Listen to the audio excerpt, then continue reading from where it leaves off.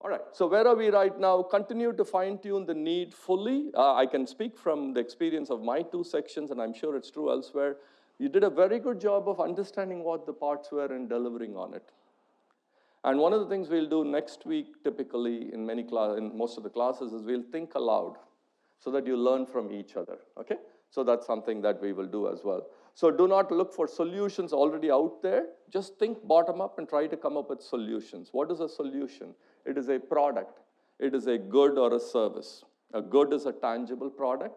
A service is an intangible product. So that's what you are coming up with. Prepare for virtual interviews. Think what you can do, but don't think how to implement yet. So don't worry about, well, how am I going to advertise this? Don't worry about how am I going to deliver this, etc.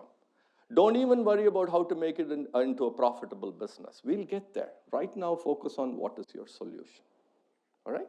So that's what I want to point out. So what have we learned so far? We've learned how difficult the challenges we threw at you or we are throwing at you are. People who fundamentally are different in their thinking, feeling, and coping. And then we talked about what that means for your project.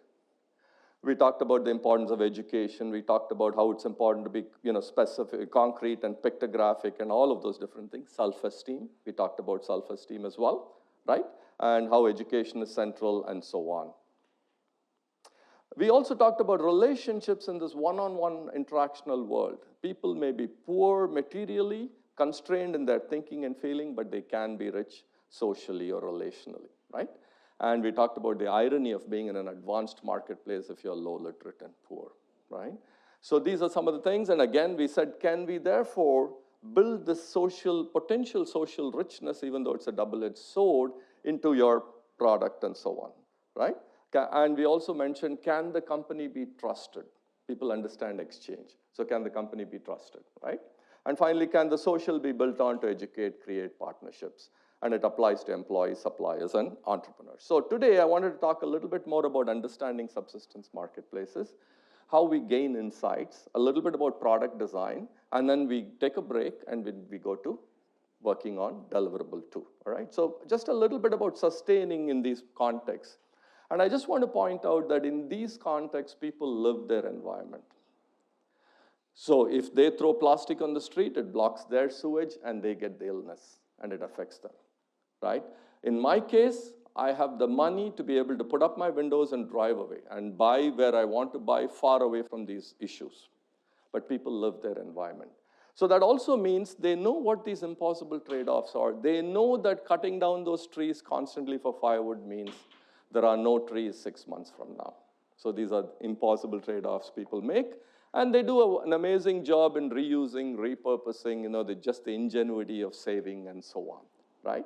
So just to think about it at different levels, one of the levels we can think about is at immediate household and kind of the local level. And here's somebody saying, nobody is disposing the garbage properly. It's spread everywhere, right? They have very little control over their own environment, much as they can try to do something about it. They pack the domestic waste and garbage in a plastic bag, simply throw it in the corner. So this is often the environment in poor urban settings as well, right? And similarly, you can think about it at the moderate or societal level where people talk about things like deforestation. They understand what's going on and what's wrong about it, right? We should protect nature. These are quotes from interviews I did where I didn't ask people about sustainability. I asked them about their daily lives and how they impact nature and how nature impacts them, urban or rural. So these are just some quotes from those qualitative interviews from many years ago. At the societal level, as an individual, we can't do anything to control the air pollution and the contaminated water, right? And so these are some of the things. And at the global level, I've heard that the hole in the ozone layer, I've heard of global warming. People have heard of these things, and they live the environment as well. They face the consequences as well, right? And they can't just say it's something happening elsewhere. And they cope in a lot of different ways. I try to provide good education, healthy food. I dispose the garbage carefully, and so on. Something stick in your mind, and I can never forget asking a woman, about what's unsustainable. And she said, expectations are unsustainable. Because everybody wants to make money so fast, and at that time, the economy is growing in some of these countries. So it's very interesting, right? These expectations cannot be sustained. Very interesting way to put it. So here I am, I hope I'm not like this, but here I am, resource rich, but indifferent to the environment. I think it's over there, it's an issue over there, right? And then you see people in these contexts who live it, but they lack the control over it. So the way we approach this topic is, what are people living in subsistence marketplaces trying to sustain? It's wonderful to have excellent definitions, top-down UN definitions of sustainability. We have the triple bottom line definitions, but from their point of view, perhaps it's top-down. So what are they trying to sustain? Survive, certainly, basic physical needs. Relatedness, both to other people and the environment, that helps them to sustain. Just they may have to starve, but it helps them to sustain. Right? When you think of people, you may be very poor, but you still have your family, your community, your clan, your caste, your tradition, your God, your faith. For me, a lot of those things may be a choice because I have the material resources. So the social can sustain as well, right? So that's something to keep in mind. And relating to the environment, you live so close to it, it gives you so many things. And growth, even if not for me, for my children, hoping that they have a better life. So this is just a one bottom-up view of what people are trying to sustain. It could be something as simple as language, livelihood, culture, and so on, right? So you have to look at sustainability from the other side as well, right? So I would often taunt my engineering colleagues at Illinois, basically saying, look, you're talking about how sustainable your innovation is, but think about it bottom up. It's not just in the lab. Right? You have to think about it bottom up as well.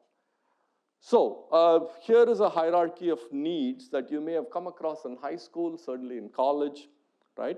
And the idea is that the more basic needs have to be met as you move up, physiological, then safety, and so on. And I just want to make a couple of observations about this, just from not expertise, but experience of having worked for so long in these settings. Self-actualization is a luxury, okay? So if you think about it, I have that luxury. I have the tremendous good fortune of self-actualization. But people don't become entrepreneurs because they want to, it's a choice. It's out of necessity very often. And other than that, I've told you this example of somebody who's willing to starve but make sure their children's school fees are paid. So self-esteem and social needs can sustain even when your basic needs, physiological needs, are not addressed. So it kind of takes this hierarchy and makes it a little different.